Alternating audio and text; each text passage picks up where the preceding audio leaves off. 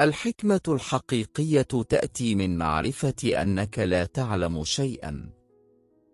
الحياة التي لا تتعلم فيها شيئا ليست سوى حياة عبثية.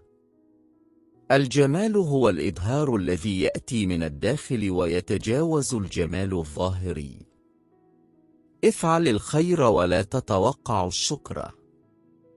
لا تدع معرفتك تصبح سببا للغرور، بل استخدمها للارتقاء ومساعدة الآخرين. السعادة الحقيقية تكمن في القدرة على الاستمتاع باللحظة الحالية. العيش الغير مفكر ليس سوى وجود بلا قيمة.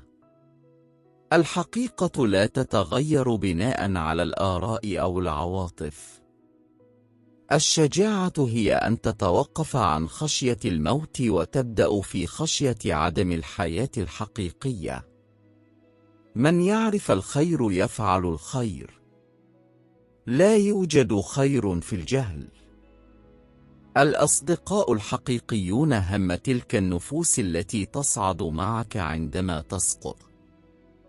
الغاية الحقيقية من الحياة هي تطوير الذات وتحقيق الكمال الأخلاقي.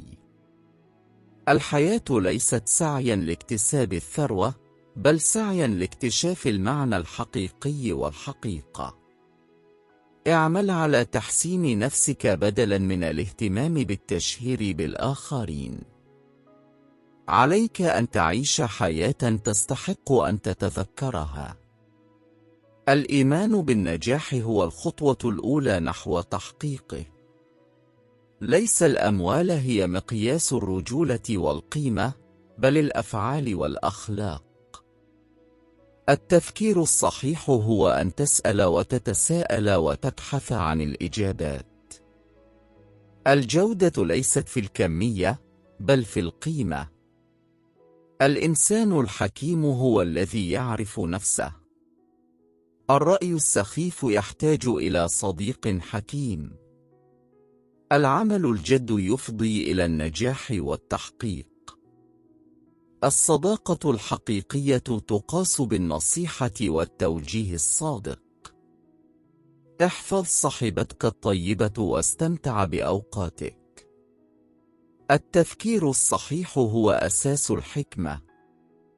كن صادقا مع نفسك قبل أن تكون صادقا مع الآخرين.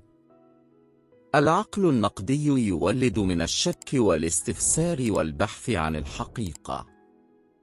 كن متواضعا في المعرفة وعظيما في العمل. لا تحكم على الآخرين بناء على المظاهر الخارجية، بل احكم على قلوبهم وأفعالهم. الحكمة هي أن تعرف ما يجب أن تخاف منه. ليس هناك أسوأ ظلم من أن تكون جاهلا بالحق وتظن أنك تعرفه. الرجال الشرفاء هم من يقومون بالأعمال الشريفة حتى وإن لم يراهم أحد. لا يوجد رفاهية أعظم من السلام الداخلي. التعلم هو ضوء العقل.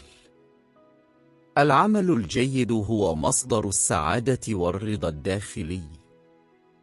اعمل على تطوير الفهم والتفكير النقدي. احفظ الصمت إذا لم يكن لديك شيء هادف للقول. استخدم الحكمة في التحكم في العواطف والانفعالات. على الشجاعة أن تعيش مع الخوف وأن تتغلب عليه. الإنسان الحكيم لا يقبل الجميع كما هم، بل يحاول مساعدتهم في أن يصبحوا أفضل. العمل الجماعي هو السر لتحقيق النجاح وتحقيق الأهداف. الحقيقة ليست دائما مريحة، ولكنها دائما ضرورية.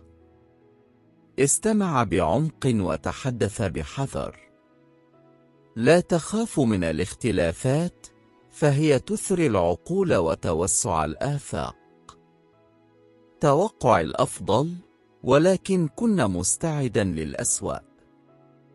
التغير هو جزء لا يتجزأ من الحياة، فعلينا أن نتكيف وننمو.